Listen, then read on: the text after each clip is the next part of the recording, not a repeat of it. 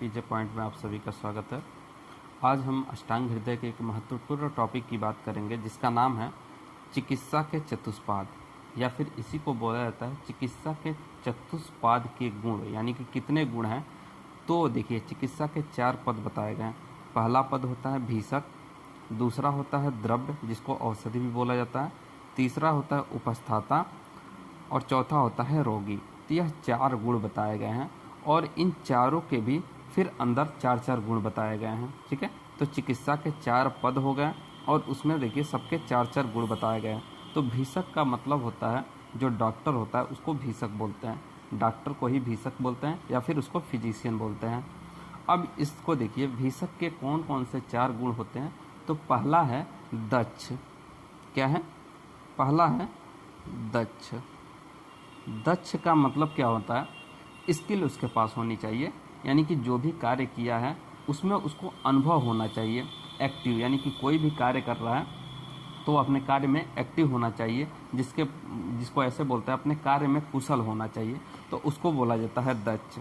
उसके बाद से आता है तीर्थार्थ शास्त्र। यह है तीर्थार्थ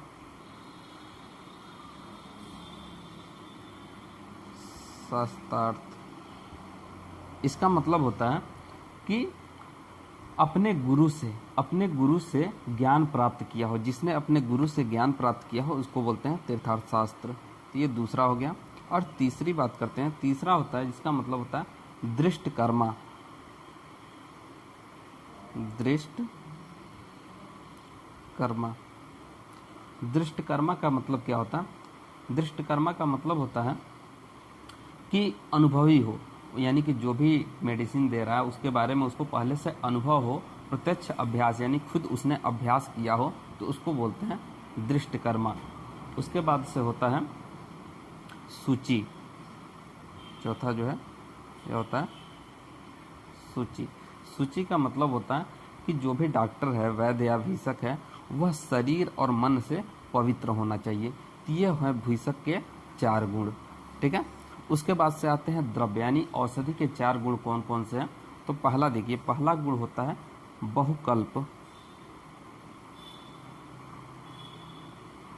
बहुकल्प।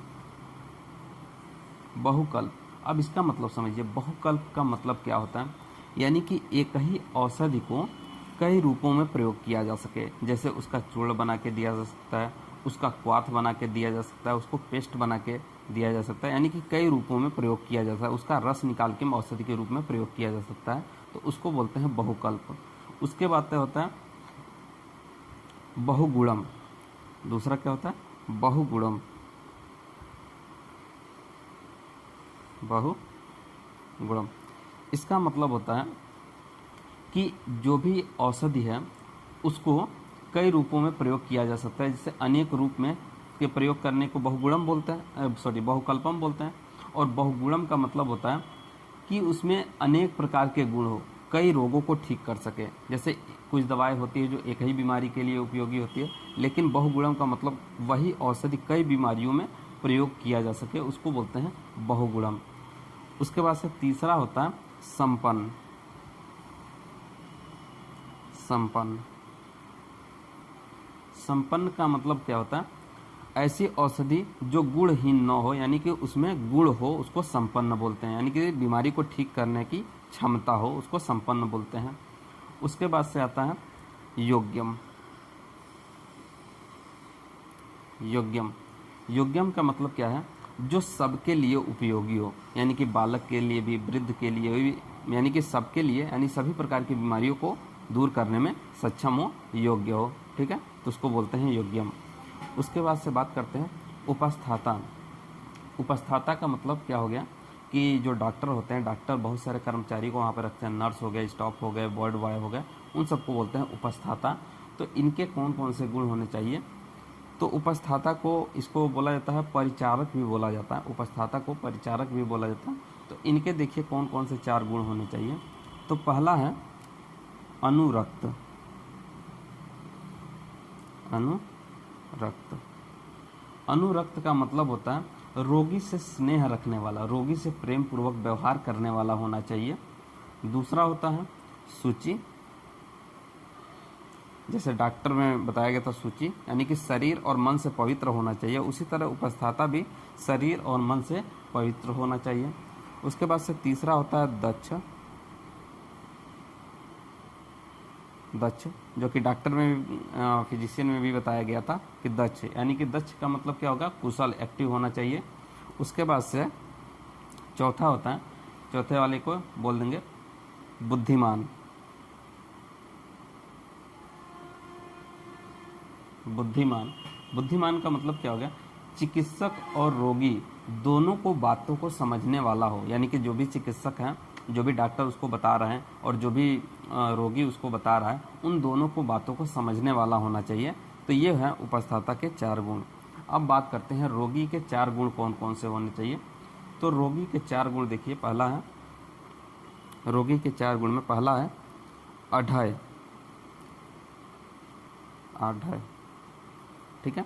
आढ़े का मतलब होता है धनवान। रोगी जो हो धनवान होना चाहिए, ठीक है। धनवान होगा तभी अपनी दवाई को स्पष्ट रूप से करा पाएगा, तो धनवान होना चाहिए। उसके बाद से भीषक वश्य। भीषक वश्य, यानी कि भीषक वश्य का मतलब क्या हो गया कि उसको डॉक्टर पे विश्वास होना चाहिए। डॉक्टर पे विश्वास होगा तभी जाके वह उस पर अच्छे तरीके से कमांड कर पाएगा, यानी कि डॉक्टर पे विश्वास होना चाहिए। जिस भी डॉक्टर से इलाज करा रहा है उस पर विश्वास होना चाहिए। उसके बाद से होता है ज्ञापक। ज्ञापक, ज्ञापक का मतलब हो गया कि अपने जो भी रोग हुआ है उसको, रोग को बताने में सक्षम होना चाहिए, ठीक है। कि रोग कहाँ पे हुआ है उसको आप बता पाए तो उसको कहते हैं ज्ञापक, यानी कि रोग को बताने में सक्षम हो। और तीसरा होता है चौथा होता है सत्यवान। सत्यवान का मतलब क्या होता है कि डॉक्टर ने जो भी औषधि दिया है उस औषधि को सही से इस्तेमाल कर रहा हो, और जो भी औषधि दिया है उसको सहने योग्य, क्योंकि कुछ दवाएं होती है जो बहुत कड़वी होती है, उसको कोई मरीज सह नहीं पाते हैं, तो यानी कि औषधि को सहने योग्य हो, ठीक है। तो यह है चिकित्सा के चतुष्पाद, जो कि मैंने आपको बताया। इसको इस नाम से भी पूछा था, चिकित्सा के 16 गुण कौन कौन से होते हैं। तो देखिए सभी के 4-4 गुण बताए गए हैं। चिकित्सक यानी भीषक के 4 गुण, फिर द्रव्य के औषधि के 4 गुण, फिर उपस्थाता के 4 गुण, और रोगी। इस तरह से ये 16 गुण हो जाते हैं। तो ये चिकित्सा के चतुष्पाद या चिकित्सा के 16 गुण के नाम से ये क्वेश्चन पूछा जा सकता है। बहुत इंपॉर्टेंट है, इसको आप याद रखिएगा। Thank you. वीडियो पसंद आया हो तो वीडियो को लाइक करें, और चैनल पर नए हो तो चैनल को सब्सक्राइब कर लें। Thank you so much.